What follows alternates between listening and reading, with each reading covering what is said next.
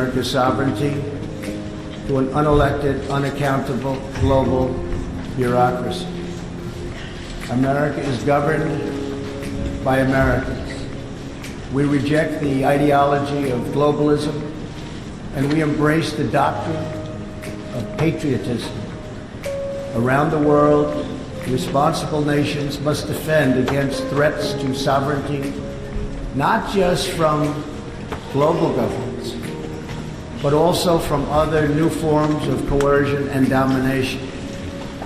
In America, we believe strongly in energy security for ourselves and for our allies. We have become the largest energy producer anywhere on the face of the earth.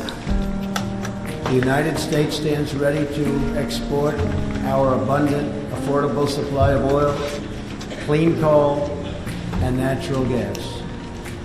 OPEC and OPEC nations are, as usual, ripping off the rest of the world. And I don't like it.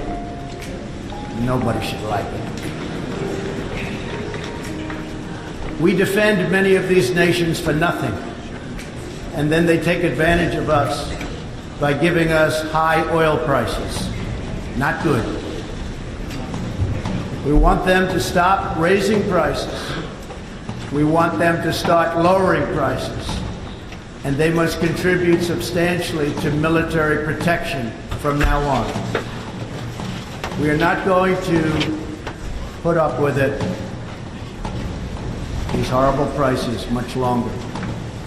Reliance on a single foreign supplier can leave a nation vulnerable to extortion and intimidation. That is why we congratulate European states such as Poland for leading the construction of a Baltic pipeline so that nations are not dependent on Russia to meet their energy needs. Germany will become totally dependent on Russian energy if it does not immediately change course.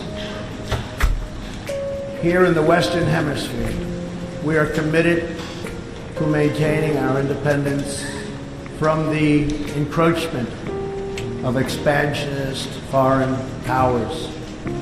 It has been the formal policy of our country since President Monroe that we reject the interference of foreign nations in this hemisphere and in our own affairs. The United States has recently strengthened our laws to better screen foreign investments in our country for national security threats. And we welcome cooperation with countries in this region and around the world that wish to do the same. You need to do it for your own protection. The United States is also working with partners in Latin America to confront threats to sovereignty from uncontrolled migration. Tolerance for human struggling and human smuggling and trafficking is not humane. It's a horrible thing that's going on at levels that nobody has ever seen before. It's very, very cruel. Illegal immigration funds, criminal networks, ruthless gangs, and the flow of deadly drugs. Illegal immigration exploits vulnerable populations, hurts hardworking citizens, and has produced a vicious cycle of crime, violence, and poverty.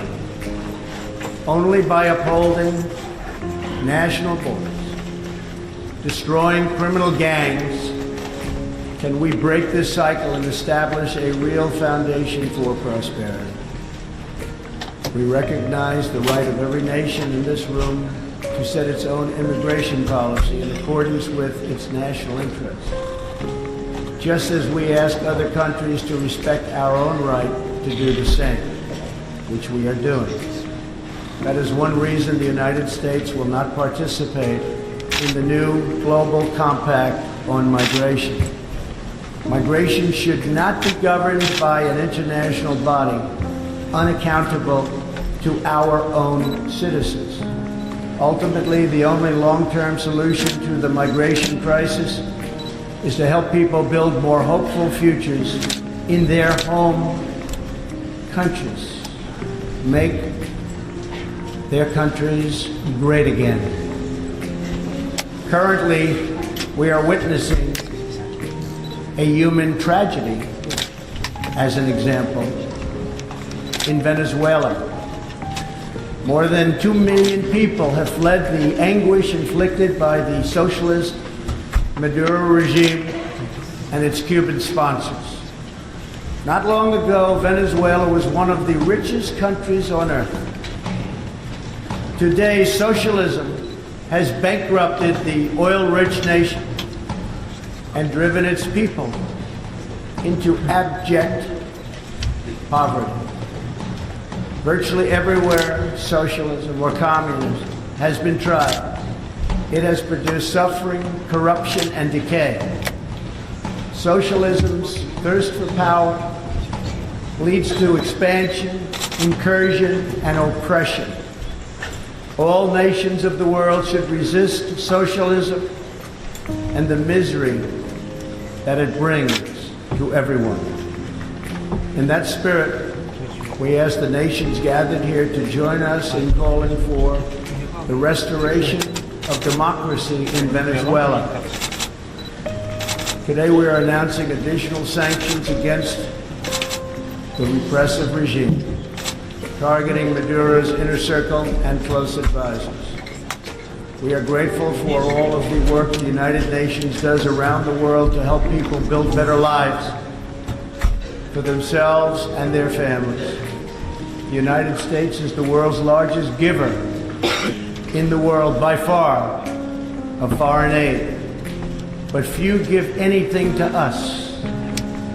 That is why we are taking a hard look at U.S. foreign assistance that will be headed up by Secretary of State Mike Pompeo. We will examine what is working, what is not working, and whether the countries who receive our dollars and our protection also have our interests at heart. Moving forward, we are only going to give foreign aid to those who respect us and, frankly, are our friends. And we expect other countries to pay their fair share for the cost of their defense.